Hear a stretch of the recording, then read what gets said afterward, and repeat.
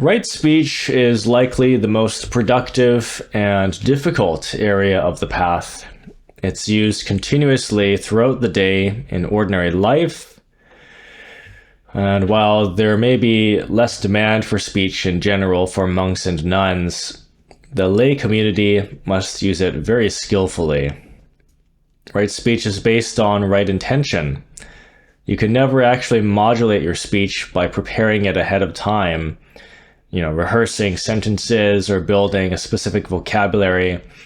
That's just not possible because you must respond spontaneously to all kinds of situations. So instead, you do this through the sincere cultivation of right intention.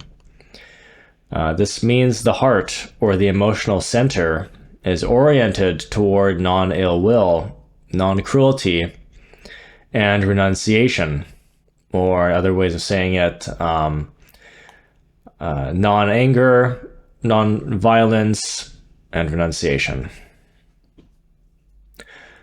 When the heart is purified, your speech is spontaneously cleansed of any tendency toward hostility, unnecessary demeaning, or the criticism of others as well, because the heart is not focusing unwisely on the faults of things, which is the source of anger and negative emotions. It ceases to be the source of wrong speech. Renunciation found under right intention is a form of non-manipulation. For example, those in professions like real estate or sales can become so habituated to their roles that they begin to see everyone as a potential customer. They may become unconsciously manipulative, trying to motivate people to buy things. So to practice right speech is to feel that whoever you are talking to is not a customer. This doesn't mean that those in sales cannot be successful. If you're a realtor or salesperson, you might actually become more successful when you're not simply trying to sell something to people, but instead you have genuine goodwill for others, and you want to connect with people at a human to human level as you explain your product at a personal level. So practicing renunciation or non-greed doesn't mean you'll fail in the world. The Buddha was interested in lay people leading successful lives with plenty of resources and money. People must engage in all kinds of professions and crafts and skills, and there's nothing ethically wrong with these pursuits. But however, in all cases, you cannot let wrong intention run away with your speech. Now, to go back one step further, right intention is based on right view. If you're having trouble with your speech and would like to improve it, go back to right view and examine it. When you find yourself standing with other helpless and vulnerable beings, in fact, every being on the planet is helpless and vulnerable, and you are one of them, it will awaken sympathy and empathy. So that will shape the emotional structure of the heart, which is right intention. And that is where right speech flows from. It's quite easy to keep track of right speech. There are 4 basic units. There's not lying. There is no harsh speech. This is shouting, swearing, insults, harsh criticisms that are not useful. No divisive speech, and no frivolous speech. Lying is difficult because it's hard to always be truthful. There are social pressures to advertise yourself or to present yourself while concealing certain aspects of who you are. So this doesn't mean that you should blurt out everything either. The Buddha defines right speech by asking, is it true and beneficial? So the factor of benefit must be present. If it's not simply I mean, it's not enough simply for something to be true. Just because it's true doesn't mean you have to say it. There are many times when one should not speak the truth. And while there are no times when one should lie, there are many times when the truth is not beneficial and should remain unspoken. This doesn't mean that everything you say must be pleasant either. It is possible for a speech to be true and beneficial and unpleasant. In the case with constructive criticism, or certain forms of scolding when someone has actually done something very bad and they need to learn about that or be reminded that they shouldn't do that or make that mistake. Abbots in monasteries have to deal with monks in training, and they must sometimes say things that are frank, true, and beneficial, but not always pleasant to hear. Monks, nuns, and lay people are sometimes offended or hurt by these words, but it is appropriate that they were said because they are true and beneficial. If you don't hear what needs to be heard, you're likely to continue making mistakes. You have to reflect on this and find that balance. Now, harsh speech involves abstaining from using strong language, a bad tone of voice, a very harsh, aggressive tone, a loud tone, cursing people out, insults. But while unnecessary harshness should be avoided, the speech sometimes needs to be very strong and severe. You might have to raise your voice or shout at someone who is across the room if they can't hear you. If it's something very important, or you have to shout across the street at your kids to get them to listen to you. So these things must be balanced by knowing your heart and understanding the intention behind your words. So severity is not necessarily anger. Severity is just firmness, assertiveness. It might sound like you're angry, but you're just being loud because the person needs to hear you. Your child needs to hear you. They need to get away from the road, that sort of thing. The third category is divisive speech. This is a difficult area. It's speech which divides people. And you might talk about someone else's faults or discuss how they sabotage something in your life to create division. Separating people rather than reconciling them. So it's not your job to make everyone reconciled to each other. That's beyond the possibility of most people. Monks sometimes act as marriage counselors or give advice about difficult relationships to both the husband and wife. The wife might complain about the husband, and the husband might complain about the wife. So you have to be kind and conciliatory to both parties. You can't tell one party what the other said about them. That is divisive speech. It is wrong. There's a very severe penalty for monks who act as a go-between for a man and woman. The Buddha warned that if a monk arranges a relationship and the couple later has a fallout, they will blame the monk for bringing them together. Monks are strongly forbidden from initiating relationships and do not perform marriages. However, if you're already in a relationship, a monk can act as a counselor to help you through difficult periods. So divisive speech is very significant. You may have picked it up from your family structure or the people you hung around with, as it seems to be in human character to want to sow discord. There is a powerful and negative karma associated with divisive speech. It will bounce back on you and will end up being, you will end up being mistrusted. And this is a disfiguring kind of karma. These actions are often represented through beauty and disfigurement, actions related to speech and integrity. So truthful speech is considered a source of beauty, and lying and divisive speech are sources of ugliness. The last category is frivolous speech, and this is an area where most people stray, even in monasteries.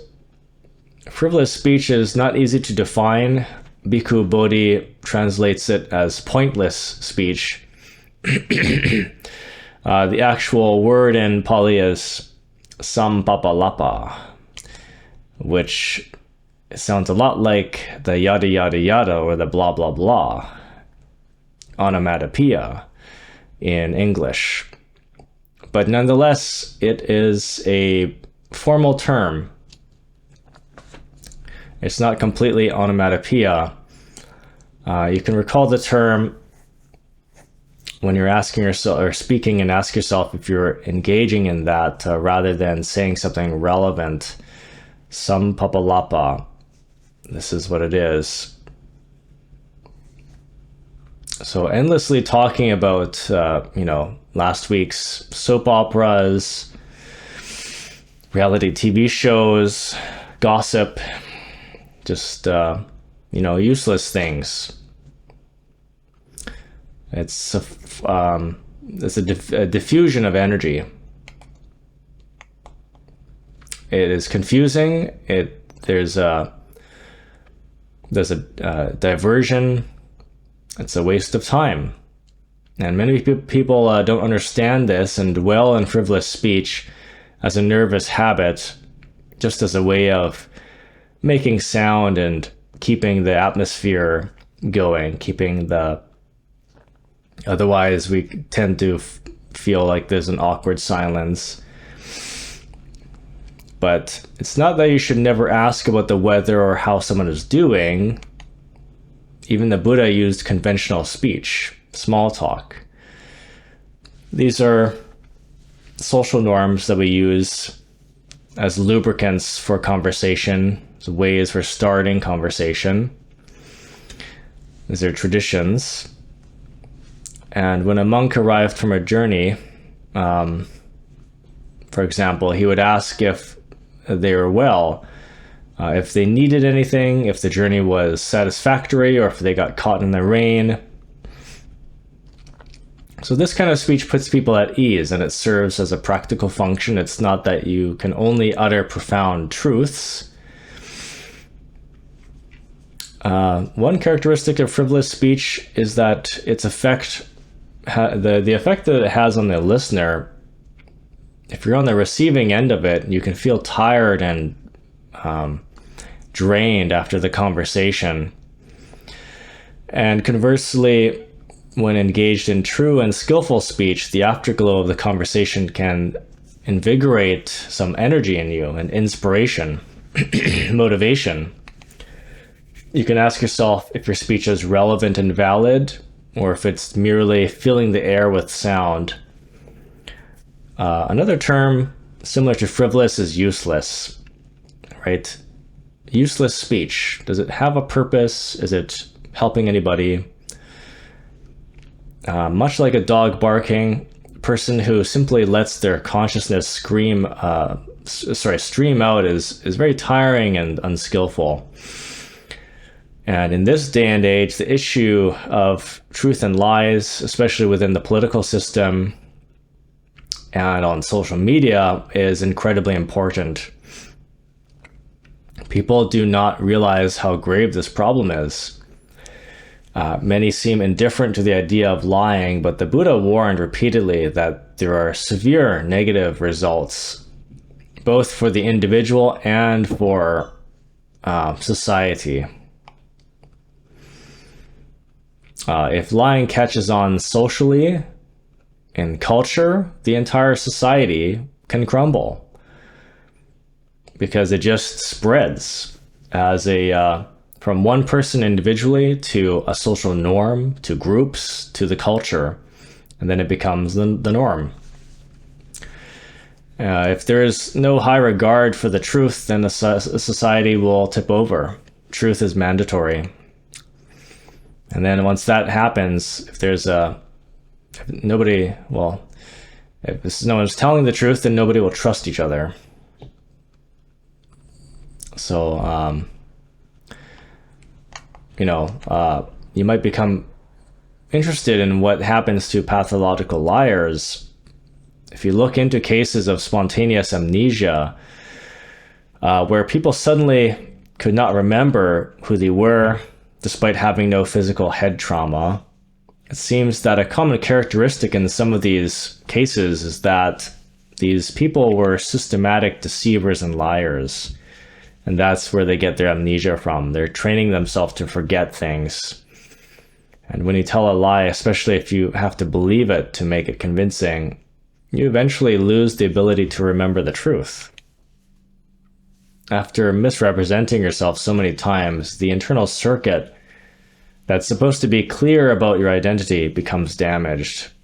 Eventually, you can no longer find your own identity. You simply cannot find who you are. And this also happens to children in families where they're told the lies about the family. They're told lies about the family or themselves. Sometimes these lies lead to overinflation, giving a child a highly exalted sense of self or self-esteem. And if parents constantly tell their child that they're perfect, then the child becomes bewildered when they enter the world and discover that those things were not accurate. The praise, what they were told. So of course it can happen the other way as well, where parents tell negative lies, or abusive parents say bad things to them and criticize them very harshly. And the children are convinced of this. And it leads to very bad, low self-esteem, a type of trauma where you don't believe in yourself. So I advocate for getting rid of both low and high self-esteem. You should set aside esteem altogether and switch to metta. Unconditional loving kindness is the best cure for these conditions. So, and lies have grave, weighty implications. They're not harmless, and they should not be used as a protective strategy unless you absolutely need to. When you're dealing with criminals, you're kidnapped, someone asks you for, your address, or asks you where you live, or where is so-and-so. But other than that, other than the life or death situations, we should be confident enough to acknowledge that we're not perfect and that we can't defend ourselves all the time this way in the lesser situations. In the cases of, everyday situations, minor situations, or if we're dealing with our reputation, it's just a burden to lie to people about who you are, to make yourself look better than you are. It just damages your capacity to evaluate yourself. So while we should accept ourselves completely with loving kindness, that same kindness tells us that we would be happier if we improved certain aspects of ourselves.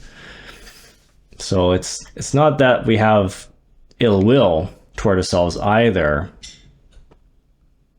There are many development projects we can undertake to become better and happier, always within the context of unconditional goodwill. So this is the sophistication of the braided activity of the heart and speech. They're intertwined with right view and right intention. All the words that follow come from those two sources. So this is an exquisite and interesting practice. It's a skill that you must practice again and again. Whenever you slip, it's because the heart was not in the right place. When the heart is in the right place, the right words come out of your mouth. When the heart is in the wrong place, with wrong intention, the wrong words follow. So that's right speech in brief, as this is a topic that could be discussed almost indefinitely. Many people want to know how to develop right speech. They often want to know how to make others practice right speech. But unfortunately, that is not possible, and it's not really your job. You have to work on your own speech. Everything that's demanded in the Dharma is a solitude work, an individual work. Everyone has their own responsibility. The rest of the world is out of your control, right? However, if you do practice right speech, it can be impressive and inspiring to others. If someone in a room reveals their faults, you'll find that many other people relax and admire that vulnerability, and they feel like it's okay to do that, so they do that as well. Showing your faults easily without much encouragement allows everyone else to drop their defenses. If everyone is pretending they don't have faults when everyone else knows that they do, you end up just in this defensive mode, likely to conceal and misinterpret the truth. The Buddha said that a noble person reveals their faults easily and without need of encouragement, whereas a lesser person conceals them and only reveals them reluctantly after much questioning and probing. Conversely, a good person is happy to admit their faults, but is difficult to draw self-praise from. They will only reveal their good points reluctantly. So this is often the opposite of how we think. Many believe that they must constantly promote and advertise their best qualities, but that's not how highly developed people operate. They are comfortable showing their faults and reluctant to showcase their good qualities. So I leave that for your reflection.